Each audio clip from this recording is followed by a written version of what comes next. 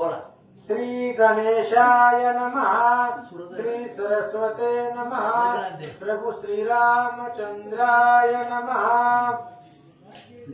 श्याम सुंदर रघुवीर रविकुल मंडन राजीव नेत्र रजनी चरांतक रमणीय गात्र राजेश्वर रमापते। पांडुरंगाकरू प्रथमन म्हणून त्यांच्या कृपादाने कथेचा विस्तार बाबाजी सद्गुरू दातुरा ग्रंथकर्ते यांचं नाव काय बाबा? दत्तदास। दत्तदास गुरु दत्तात्रय दास आहेत ते दत्तदास आहेत. आणि कोणाला सांगतायत?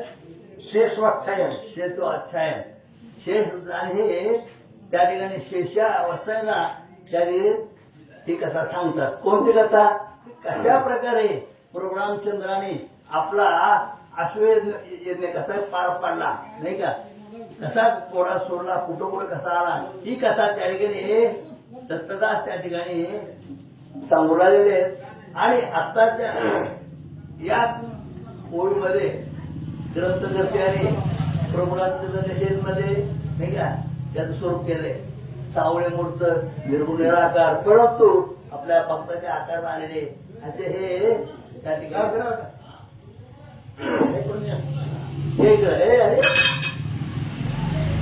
आत्मा राम अयोध्यानाथ आनंद रूप अव्यक्त अपरंपार अमल विद्या आद्य अनंत अनादिजो। हा परमात्मा परमेश्वर कसा आहे? अनंत आहे, अनादि आहे, हा अंत आहे. अशा प्रकारे या ठिकाणी निर्गुण निराकार परंतु भक्तासाठी साकार झालेले असे प्रभू रामचंद्र आहेत.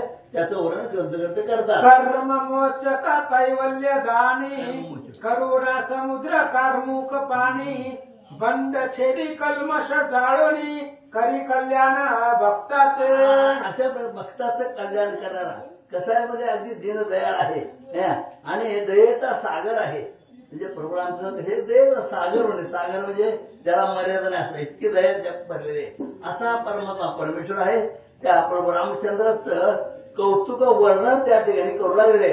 परमानंदा पुराण पुरुषा पद्मजात जनका पयोनिधी वासा पंकज नेत्रा परमहंसा शिवहृदया जीवना। जो शिवाच्या हृदयामधला ज्या शंकराने प्रत्यक्ष प्रभू रामचंद्राचं दर्शन केलं आहे.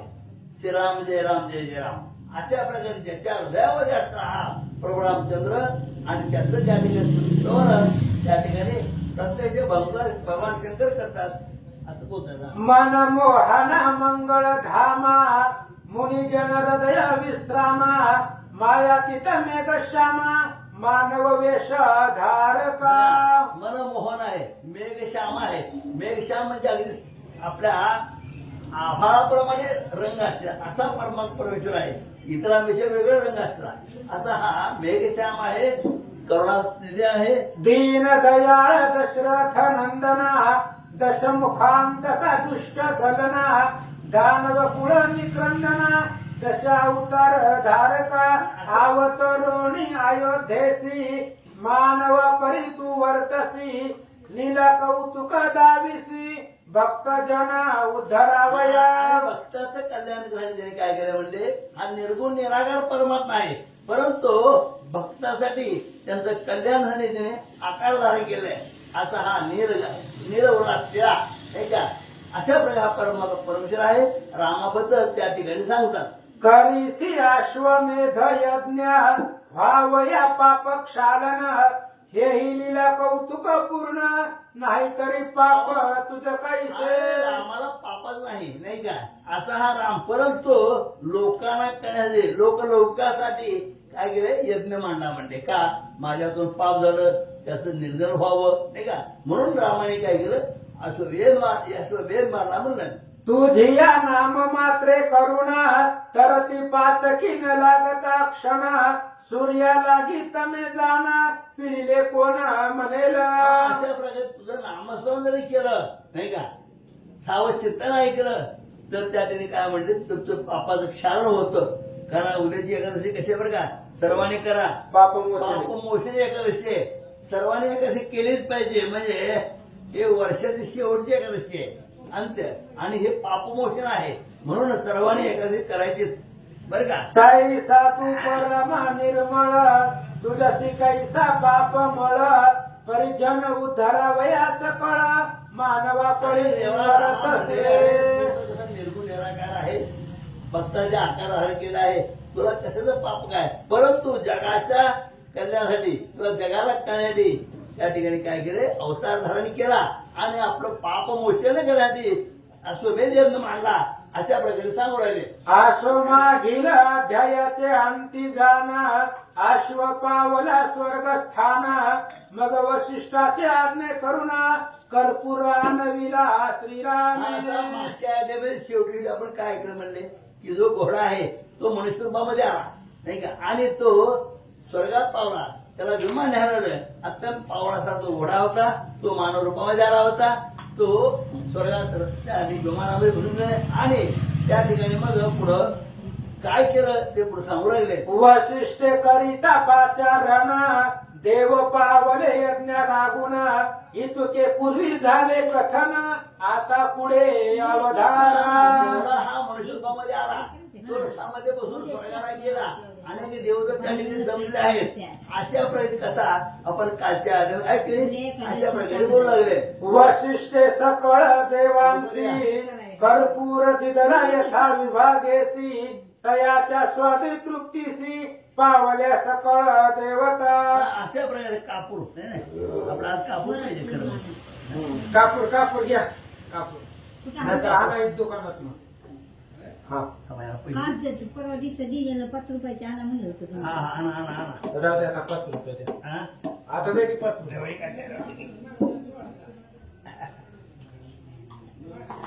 सुट्टे पैसे नाहीत तर मी हे बंदे देतो. कापूर कडे 5 रुपयाचा. माझ्याकडे बी नाही. राहू द्या राहू द्या. ते 10 रुपये जाऊ द्या. हे 10 रुपये जा ना, दोन दोन वड्या, दोन डब्या. वशिष्ठ सकळ देवासी कर्पूर दिदला यथा विभागेसी तयाचे स्वादे तृप्तीसी पावल्या सकळ देवता. कर्पुराचे कापराला उद्या निघाला आहे म्हणून आपल्याला आज जर 2 दिवस तरी निदान कापूर आपण टाळला पाहिजे नाही का, दररोजचा असतोच, आज काय दिसेना. म्हणून या ठिकाणी आज कापूर कर्पुराची कथा या ठिकाणी सांगितले. त्याचं काय करायचं ते पुढे सांगतात.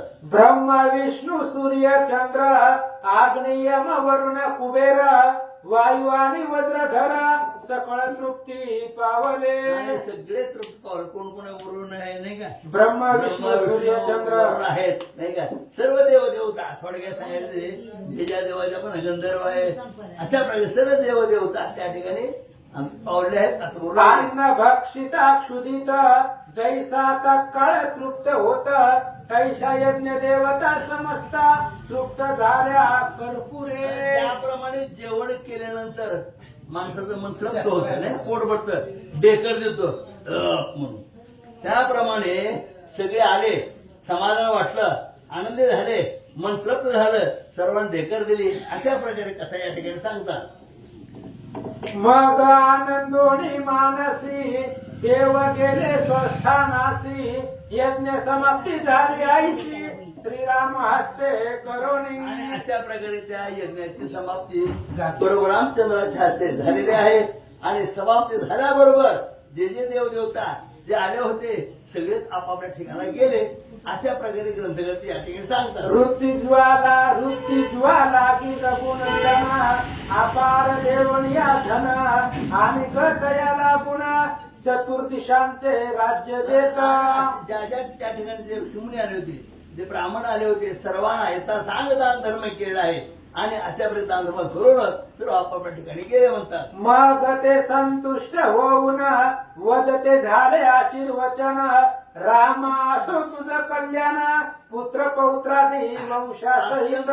ज्यावेळी प्रभू रामचंद्र दान धर्म केला, ज्याला दान मिळालं ते तृप्त झाले आणि आशीर्वाद दिला. देवा रामा म्हणजे तुमचं कल्याण असो, अशा प्रकारे ऋषीमुनी त्या ठिकाणी आशीर्वाद देऊ लागले. जगी वाढेल तुझी कीर्ती सुखे भोगीशील राज्य संपत्ती पुत्रा सम मानोनी प्रजेप्रती पाळीशील बहुत दिन. आणि अशा प्रकारे सर्वांना आशीर्वाद दिला. तू रामा म्हणजे कसं आहे, आपल्या जनतेला आपल्या मुलाप्रमाणे सांभाळते. अशा प्रकारे सर्वांनी आशीर्वाद दिला आणि आपापल्या सहा निघून गेले. आईसे वदले आशीर्वचन तृप्ती पावले ब्राह्मण मग पूर्णाहुती करुणा वशिष्ठ वदती अशा ब्राह्मणासी. प्रकारे त्याने ब्राह्मण तृप्त झाले. नाही येता सांगता धर्म मिळाला आणि तृप्त झाले. त्यावेळेस वशिष्ठ ऋषीने आता या ब्राह्मण लोकांना काय सांगितलं ते आपण सावचित आहे का? या हो विप्र हो सकळ मिळून रामासी घालावा भृत स्नान सकळ स्त्रियांना गुण मनती करा मांगलिक. ब्राह्मण असं म्हणले आणि मग या ठिकाणी आता जो ऋषी आले ब्राह्मण आहेत आणि सांगितलं वशिष्ठ ऋषीने जाता प्रोग्राम चंद्र आहे आणि ते सांग स्नान घाला नाही का आणि अशा प्रकारे स्नान घालून त्यांना काय करा म्हणजे पूजेला बसवा. कुठल्या पूजेला ते पुढे सांगतात. श्री गणेशाय नमः श्री रामचंद्राय नमः. मग ते संतुष्ट होऊन वरते झाले आशीर्वचन रामा असो तुझ कल्याण पुत्र पौत्रादी वंशासह जगी वाढेल तुझी कीर्ती सुखे भोगशील राज्य संपत्ती पुत्र सममानोन प्रजे प्रती पाडशील बहुदिन. आयसे वदले आशीर्वचन तृप्ती पावले ब्राह्मण मग पूर्णाहुती करून वशिष्ठ वदती ब्राह्मणासी. हे विप्र हो सकळ मिळून रामासी घाला अवभृत स्नान सकळ स्त्रिया लागून मनती करा मांगलिक. कथेचं अनुसंधान यज्ञ समाप्ती भगवंताने केलेली आहे. अश्वमेध यज्ञ अश्वमेध यज्ञाची समाप्ती झाली. वशिष्ठ महाराजांनी सांगितलं आता रामचंद्राला अवभृत स्नान घाला. आंघोळ नाही अवभृत स्नान सुंदर अशा प्रकारचं स्नान भगवंताला घाला अशा प्रकारची आज्ञा वशिष्ठांनी केले. ते ऐकून सकळ नारी लाय उदळती रामावरी रत्नदीप घेऊन करी ओवाळी ती तयाते. मग असं वशिष्ठ महाराजांचं बोलणं ऐकल्याबरोबर आल्या काही स्त्रिया रत्नाचे दिवे आहेत ते आणि ते असणाऱ्या दिव्यांनी रामाला ओवळू लागल्या. मग वशिष्ठाज्ञे करून घालावया अवभृत स्नान निघाले सकळ ब्राह्मण अत्यानंदे करुणी. वशिष्ठ महाराजांच्या आज्ञेवरनं अवभृत स्नान घालण्यासाठी सगळेजण आनंदानं भगवंताकडे निघाले. तैसेच राजे समस्त होऊन या आनंदभरीत चतुरंग धळ समवेत निघाले जाण ते वेळी. तशाच प्रकारचे असणारे अनेक राजे आहेत.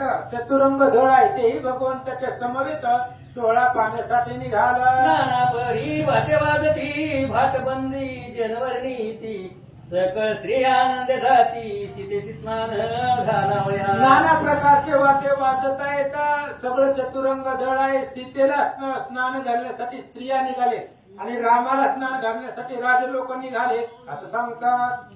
सीतेसह रघुनंदन चालले शरयू तीरी जाण नाना रंगी मार्गावरून रंगवर्जिका शोभती पै. आणि सीते स्वभावेत अनेक असणाऱ्या स्त्रिया बरोबरीला निघालेल्या आहेत. प्रत्येक दारामध्ये रस्त्यावरती रांगोळी घातलेले आणि त्या रांगोळीवरने फुलावरनं भगवान श्रीरामचंद्र माता सीता चालतात. पुढे सकळ वाद्य वाजती तया मागे अश्व चालती चित्र विचित्र पृष्टीवरुती शोभती सुवर्ण पल्ल्यान. चतुरंग दळ आहे. पुढं नाना प्रकारचं वाद्य वाजत आहे. त्याच्या पाठीमाग घोडेदळ, हातीदळ, पायदळ, रथदळ अशा प्रकारचं आहे. घोड्याच्या पाठीवरती झुली वगैरे टाकल्यात आणि त्या चित्र विचित्र रंगानं भरलेल्या दिसतात. भूती धरिले असती करी ऐसे चालती थय थय कारी तया मागे एक सरी सुवर्ण रथ जाती पै. दूतांनी हातामध्ये धरलेला असावा अशा पद्धतीने नाचत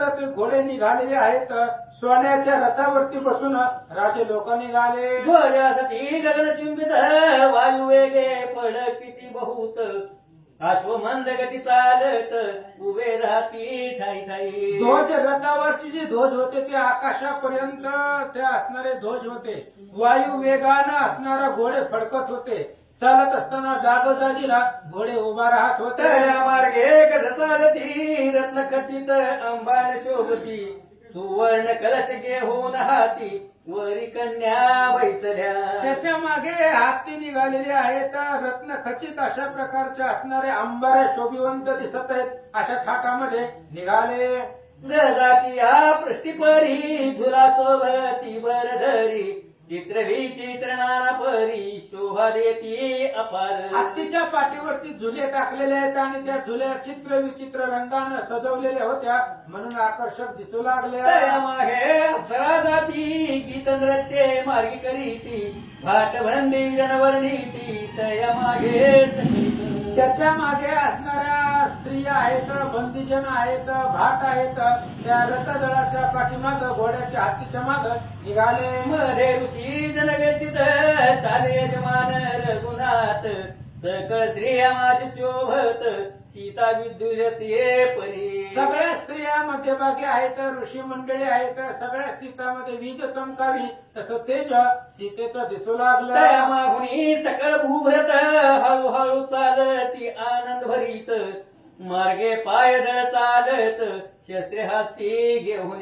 त्याच्या पाठीमाग असणारं भृत्य म्हणजे सेवक चालतायत. त्याच्या पाठीमाग शस्त्र अस्त्र सहित धीरवर योद्धे चालू लागले. आयशा माझी रघुनंदन दिसत असे शोभायमान जैसा तारांगणी त्रिनंदन वेष्टीला शोभे आकाशी. अशा पद्धतीने भर निघालेले आहेत रामचंद्र. जसं आकाशामध्ये चंद्र शोभिवंत दिसावा चांदण्यामध्ये तसं सैन्यामध्ये रामचंद्र दिसू लागले. सगळा सहर गुणात पाताल शर्यू तीरप्रत तये स्थानी गगन चुंबित वृक्षापार शोभती. त्या पाठीमाग भगवान परमात्मा निघालेले आहेत. सगळ्या सैन्याच्या मध्यभागी रामचंद्र आहेत.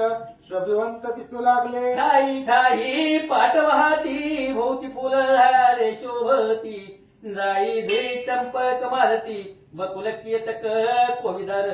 अनेक प्रकारचे वृक्ष आहेत, फुलं आहेत, जाई जुई मोगरा अनेक प्रकारचे फुलं झाड ते असणारे सभोवतीचा परिसर वर्णन करतात. सुगंध येत शीतळ पवन वाहे झुळ झुळ ऐशया स्थानी सकळ तीर राहिले क्षणभरी. सगळेजण एक क्षणभर तिथं थांबले. मंद मंद वारा वाहतोय. थंड अशा प्रकारचा वारा आहे. पाणी शीतळ आहे, स्वच्छ आहे, निर्मळ आहे. अशा जागेमध्ये जाऊन थांबले. नट गंधर्व तय स्थानी राम यश गाती येऊनी नर्तकी येऊन तय स्थानी नृत्य करीती आनंदे.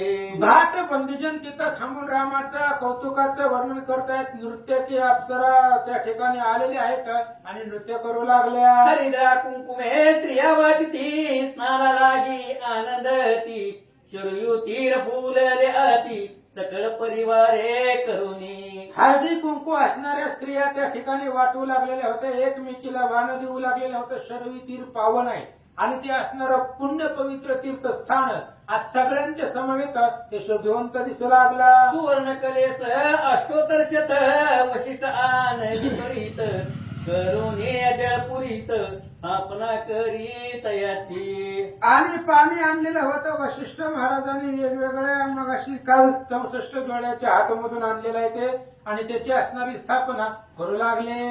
ये विही तिल कुलित श्यामकनी वार सिद्धार्थ आणि मूग आनवीत अष्टधान्ये ऐशा 8 प्रकारचे धान्य आहेत. त्यांची नावं सांगितलेली आहेत. 8 धान्य आणून ते तिथं मांडू लागले. घटी घालून अष्टधान्ये वशिष्ठ केले अभिमंत्रण येथा विधी केले पूजन पुष्पे वाहिली अष्टविध. आणि त्या असणाऱ्या घटामध्ये 8 प्रकारची धान्य त्या ठिकाणी ठेवलेली आहेत. त्याला पाणी घातलं आणि 8 प्रकारची फुलं त्या असणाऱ्या घटाच्या कलशाच्या सोबतीला ठेवले. चंपक आणि पुन्नग मालती कुंकुम नाग मल्लिका करवीर कमल चांग आयशे पुष्पे वाहिली. अशा प्रकारची 8 फुलांची नाव आहेत. चंपक आहे, मालते, अश्वत्थ अशा प्रकारची फुलं त्या असणाऱ्या धान्यामध्ये वाहिली. तैसेचा अष्ट फळे आणून तयावरी ठेविली जाण वशिष्ठे करुण तयाचे पूजन अभिषेकावया सिद्ध झाला. आणि मग आता त्याच पद्धतीने त्या असणाऱ्या 8 धान्य आणलेली होती, 8 फुलं आणलेली होती.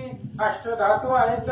वशिष्ठ महाराजांनी अभिषेकासाठी तयार केलं. पराशमी बिल्व अश्वत्थ निगोद औदुंबर जंबू कपीथ ऐसे अष्टपल्लव घेऊन त्वरित अभिषेक करती रामासी. 8 प्रकारची झाडाची असणारी पानं आणलेली आहेत. पळसाचं झाड आहे, शमीचं आहे, बेलाचं आहे, पिंपळाचं आहे, वडाचं आहे, औदुंबराचं आहे. अशा प्रकारची 8 झाडं त्याची पानं आणून ते असणाऱ्या कलशामध्ये स्थापन केली. मंत्राभिषेचन झाल्यावरी राम शिरले शरीर भीतरी मग सकळ नर नारी जय रामाधी प्रवेश दे. अशा पद्धतीने भगवान श्रीरामचंद्र ते असणाऱ्या स्नान घालण्यासाठी वशिष्ठ महाराजांनी सामग्री सिद्ध केलेली आहे. आणि मग जलामध्ये पाणी आणण्यासाठी किंवा आपण स्वतःही स्नान घालण्यासाठी गेले म्हणतात. शेषवनाची वाचा लागून जोक श्रीराम आनंद घन तेने अश्वमेध 3 आयुध माझी केले पै. आणि शेष महाराज वात्स्यायन ऋषीला ही पाताळामध्ये कथा सांगत आहेत की असं म्हणले प्रभू रामचंद्र हा यज्ञ केला. नवीन नवीन असे 3 यज्ञ प्रभू रामचंद्रांना त्या ठिकाणी पार पडले. अशी जी काही कथा झाली ती शेष महाराज पाताळामध्ये आणि वात्स्यायन ऋषीला त्या ठिकाणी सांगत आहेत. तेने त्रैलोक्या माझी जाण अप्राप्य देव दिका लागून आईची कीर्ती रघुनंदन पावता पै झाला. आणि प्रभू रामचंद्राची म्हणले कीर्ती त्रैलोक्यामध्ये त्या ठिकाणी प्रगट झाली आणि सगळ्या देवदेवतांनी आणि ते सगळं मान्य केलं. प्रभू रामचंद्राने आपल्या पुण्याईनं 3 माये त्या ठिकाणी केले. प्रभू रामचंद्राची कीर्ती सगळ्या त्रैलोक्यामध्ये झाली आहे. हे अश्वमेध कथा सविस्तर तुझ निवेदिली साचार भावे श्रवण करीते जे नर तयाच्या नासकी ब्रह्महत्या. शेष महाराज वाचन तुला सांगतात ही काय म्हणले यज्ञाची कथा आहे. अश्वमेध यज्ञाची जी कथा सांगितली त्यानं म्हणले सगळं पावन होतं. म्हणले मी का सांगितली तर तुमच्या बरोबर म्हणले सगळ्याला ऐकायला मिळावं आणि ज्यांनी ज्यांनी ही कथा ऐकली त्यांनी म्हणले त्यांना परम भाग्य लाभतं असं या ठिकाणी सांगत आहे. आणि पावती ब्रह्मपदासी तैसेच संतती नसे जयासी तेने श्रवण करिता भावार्थेसी उत्तम पुत्र प्राप्त होय. आणि ज्यांनी ज्यांनी हा अश्वमेध ग्रंथ ऐकला मन लावून ऐकला ते ब्रह्मपदाला पोहोचता त्यांनी सांगितलं. तेव्हा म्हणले ज्याला काय संतती नसेल, मूल नसेल, मुलगी नसेल, काय संतती नसेल अशा लोकांना म्हणले संतती प्राप्त होते. असं या अश्वमेध यज्ञाचं किंवा या ग्रंथाचं फळ या ठिकाणी सांगितलं आहे. दरिद्यासी मिळेल धन रोगियासी आरोग्य होय पूर्ण भवभंधनापासून सर्वन मात्रे मुक्त होती. किंवा जे अति गरीब असतील त्याला म्हणले धनाची प्राप्ती होईल. किंवा जे रोगी असतील त्यांना म्हणले चांगलं आणि त्या ठिकाणी शरीराला म्हणले काही भोग म्हणले ते सरतील शरीर सगळं सुदृढ होईल.